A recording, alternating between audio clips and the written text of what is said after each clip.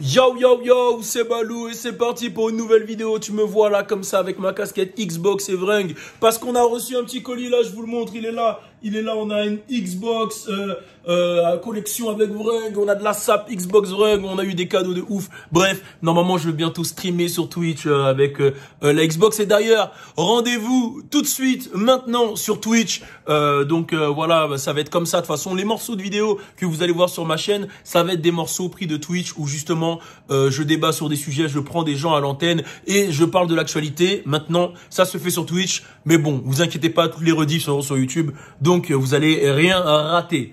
L'idée, c'est que ce soir sur Twitch, on va parler de ce qui s'est passé avec Lil Durk, de son projet avec Lil Baby, de la perte de son frère et de la réaction de 6ix9ine. Donc je vous donne le sujet et vous pouvez me rejoindre sur Twitch directement, je mets le lien en description. Alors, vous le savez, Lil Durk a sorti son projet avec Lil Baby, Voice of the Heroes.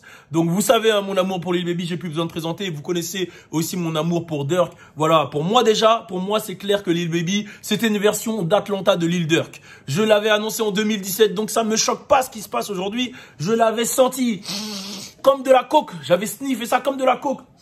Ne consommez pas de drogue, hein, les amis.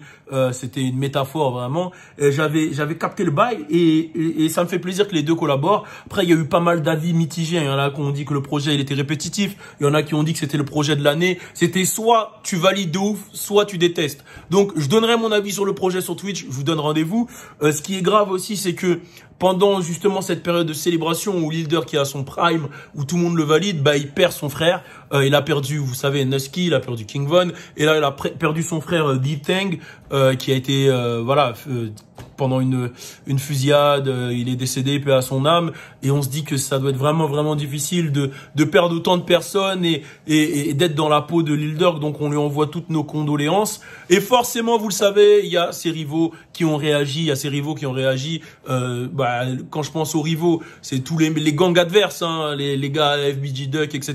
Et il y a surtout 6ix9ine aussi qui a réagi sur Instagram, sur les posts d'Académique, sur les posts de Dom Is Live, un peu partout, où clairement il a dit, il a repris une punchline de Durk et Push, dans le morceau avec Pusha T où il dit tell the truth about your gang, bitch, we're really dying. Genre, dis la vérité sur ton gang, il meurt vraiment.